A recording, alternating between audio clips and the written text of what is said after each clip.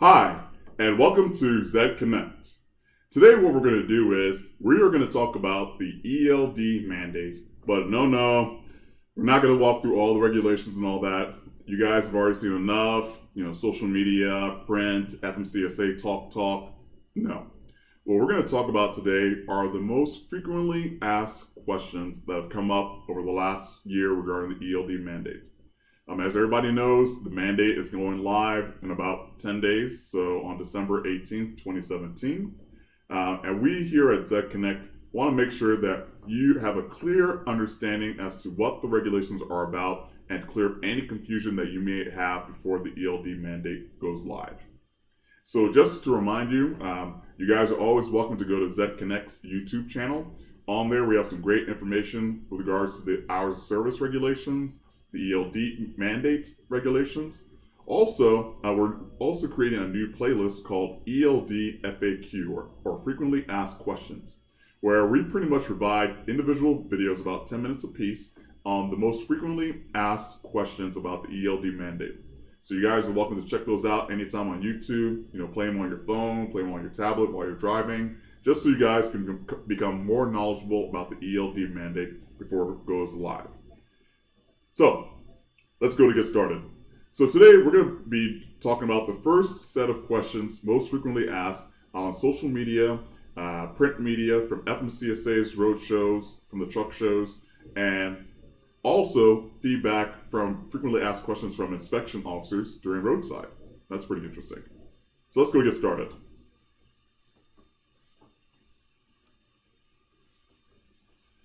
So, why do we have the US ELD mandate regulations? The electronic logging device mandate, effective on December 18, 2017, requires most carriers and drivers to convert from using paper logs or logging software to register ELD if they do not have an automatic onboard recording device in use.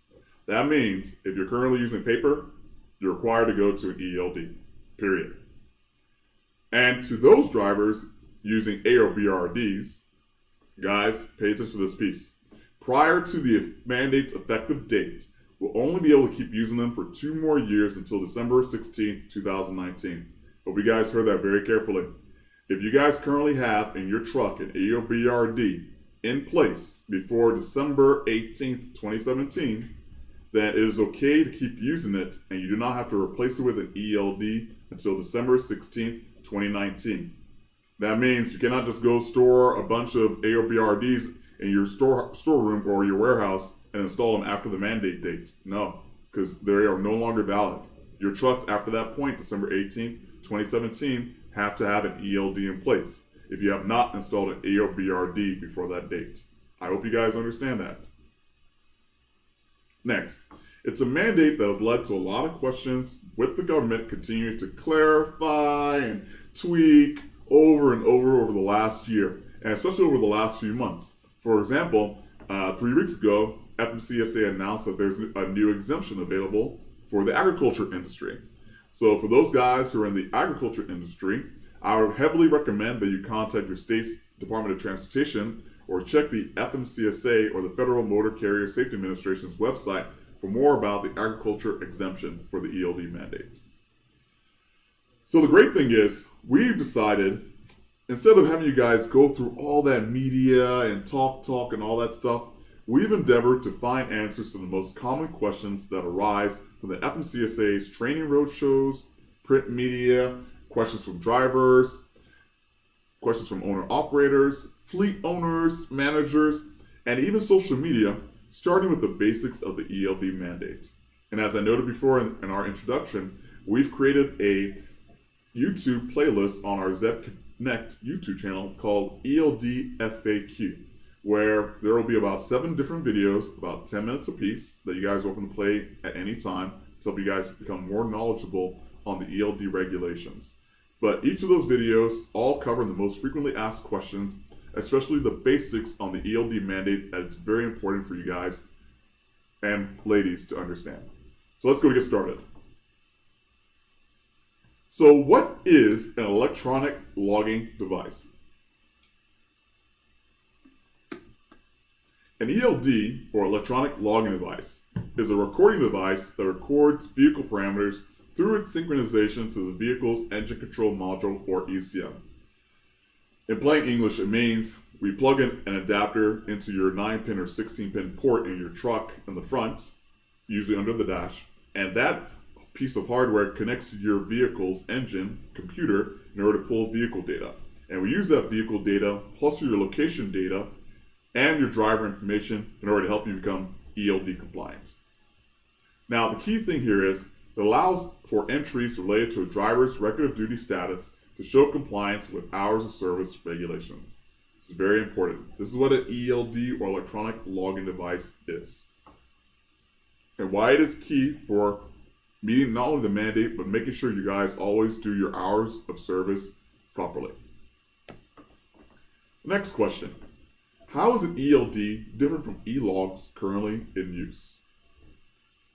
Well, the e-logs, either in the form of logging software or ARBRDs that some fleets have been using, do not meet the new technical specifications prepared by the FMCSA that ELD providers must adhere to. Why? Well, there are three key differences here.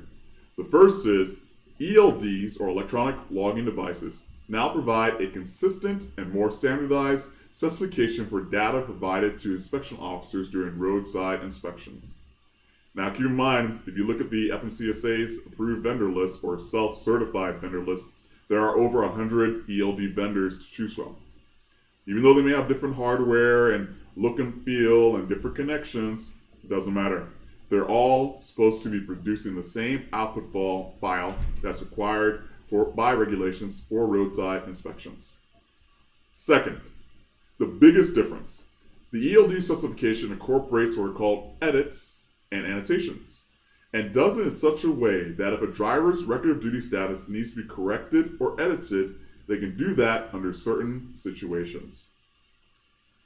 Third, and the biggest difference between ARBRDs and ELDs is the ability to provide, pay attention, biggest difference, data transfer electronically or digitally to roadside inspection officers at roadside and during compliance reviews by the FMCSA.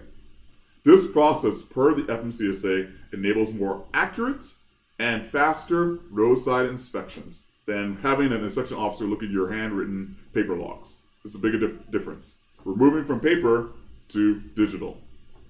It's a pretty huge and a big deal. Yeah? What are the key requirements of the ELD rule? The key requirements of the rule include a couple of things. First, requiring ELD use by commercial drivers who are required to prepare hours of service records or duty status RODs. Second, setting ELD performance and design standards and requiring ELDs to be certified and registered with FMCSA. I should say self-certified. Third, establishing what supporting documents drivers and carriers are required to keep. Next, and it's very important for drivers on this point, prohibiting harassment of drivers based on ELD data or connected technology such as fleet management systems. And finally, the ELD mandate rules also provide recourse for drivers who believe they have been harassed. So drivers, owner operators, those last 2 points are very important. The key thing with the new regulations is fleet owners cannot use ELD data to harass you or coerce you into, not follow the hours of service regulations. So very important. And go to the FMCSA website to learn more about that. Next question. Can an ELD be on a smartphone or mobile tablet or any other cellular-enabled device? The answer is yes. An ELD can be on a smartphone or any other cellular-enabled device if the device meets the ELD's rules, technical specifications. It's very important, which includes being able to access data from the truck's engine and do data transfer. Next, a portable ELD must be mounted in a fixed position during commercial motor vehicle operations and be visible to the driver from a normal seated driving position. Finally, only devices that have been certified and listed according to FMCSA's requirements will be considered compliant. Let me talk about this point very slowly. Earlier, I mentioned that there are over 100 ELD vendors that have been self-certified on the FMCSA's website. What this means is each of those vendors should have looked at the FMCSA's ELD mandate regulations as to what is required in order to be compliant. So if you were to use one of these vendors' hardware or ELDs, they pretty much are telling you that they self-certify themselves per regulations.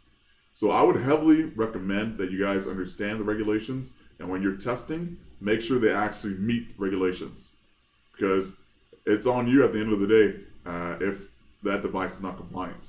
But it's also on the vendor as well. But we want to make sure that you guys are okay and compliant. So please do your due diligence when it comes to researching and testing each of these vendors when you're doing your research before the mandate, so you guys can make the right choice for an ELD vendor. Okay, next question. When does the ELD rule go into effect? Well, motor carriers and drivers subject to the ELD rule must start using ELDs by the compliance date of December 18th, 2017. That means in a few days, December 18th, it goes live. Unless you are using an AOBRD that had already been installed before that date. Just a reminder again, if you have an AOBRD installed in your truck before December 18th, you are okay. But you could only have it in that truck for 2 more years until December 16th, 2019. Very important. Next, a grandfathered AOBRD is a device that a motor carrier installed and required its drivers to use before the ELD's December 18th compliance date. Keep in mind, the device must meet the requirements of the CFR 395. A motor carrier may continue to use grandfathered AOBRD devices until no later, as I mentioned before, 2 years later on December 16, 2019. After that, if you're a fleet owner, make sure that all your trucks have an ELD in place by that point, December 16, 2019. Or do your due diligence and swap earlier, but that's up to you, per regulations. Next, what information is automatically recorded by an ELD? An ELD automatically records the following data elements at certain intervals: date, time, your current location, engine hours, vehicle miles, and identification information for the driver who was authenticated, information from the vehicle, and the motor carrier information. So whichever company you're currently doing operations with or trucking with for that day. Next, ELDs are not required to collect data on vehicle speed, braking action, steering function, or other vehicle performance parameters. So keep that in mind. That information is not required to be ELD compliant. However, remember when I said there are some vendors who offer some additional bells and whistles in addition to the regulations? Some ELDs may be part of a larger in-cab computer system that does collect this kind of information for the carrier's use. So keep that in mind whenever you guys are doing your due diligence or research for ELD vendor shopping. Next, how does the ELD determine driving and non-driving status? This is a very important point, guys, when you're doing your research, and you need to make sure that each vendor actually has this working. We'll talk about this in a quick second. An ELD must automatically switch. Let me say it again. The ELD must automatically switch to driving mode once a commercial motor vehicle is moving faster than a set speed threshold of 5 miles per hour. Let me say that again. You're not required to manually change it to driving while you're driving. No, the ELD hardware or solution is required to automatically switch to driving once it's detected that you're moving faster than 5 miles per hour. Now, here's another key point. The vehicle will be considered stopped once the speed falls to 0 miles per hour and stays at 0 miles per hour for 3 consecutive seconds.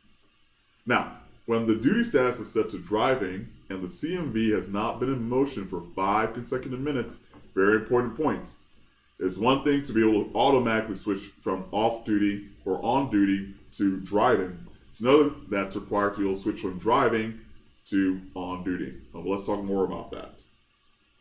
The ELD must prompt the driver after 5 minutes to confirm that they're actually still driving. In other words, if you're stuck in traffic or you're pumping gas or maybe you're idling for a bit and you're about to start going again, that ELD is supposed to prompt you after the vehicle's not in motion for 5 minutes. Hey, are you still driving? Yes or no? If the driver does not respond to the ELD prompt within 1 minute, the ELD must automatically switch the duty status from driving to on duty, not driving. This is a very important point. If you're not driving after 6 minutes, pretty much, that ELD is supposed to automatically switch you to on duty, not driving. And this is the only really auto switch change that should be occurring per regulations. So pay attention to that during your testing of different ELD vendors. Next, how is location data recorded? Location data must be recorded by an ELD at 60-minute intervals when the vehicle is in motion. And when the driver powers up and shuts down the engine, changes duty status, and indicates personal use or yard moves. Once again, those are the only times when location data should be recorded. When it's in motion, when you start your engine and shut down your engine, when you change duty status from maybe driving to off duty, or when you're about to use your vehicle for personal use, or whenever you're in the yard for yard moves. Now, during on-duty driving periods, the location accuracy is required to be approximately within a 1 mile radius. When a driver operates a CMV for personal use, the position reporting accuracy would be approximately within a 10-mile radius, so it's a bit expanded wider, so to prevent harassment, and in addition to help protect driver privacy. Next, the required location information is not precise enough to identify street addresses. And finally, for each change in duty status, the ELD must convert automatically captured vehicle information or positioning into latitude and longitude coordinates into geolocation information that indicates the approximate distance and direction of an identifiable name of a nearby city, town, village with a state abbreviation. In other words, even though it's collecting all this information, it has to explain it in simple English, hey, where you are. So either near a city or town or village. In addition, how many miles away direction-wise are you from that location? Pretty easy. Next, does the ELD require real-time tracking of CMVs? No! Real-time tracking of CMVs is not required in the ELD rule. However, a motor carrier may use technology to track its CMVs in real time for business purposes. A motor carrier is free to use this data as long as it does not engage in harassment or violate any of the FMCSA's regulations. It's very important.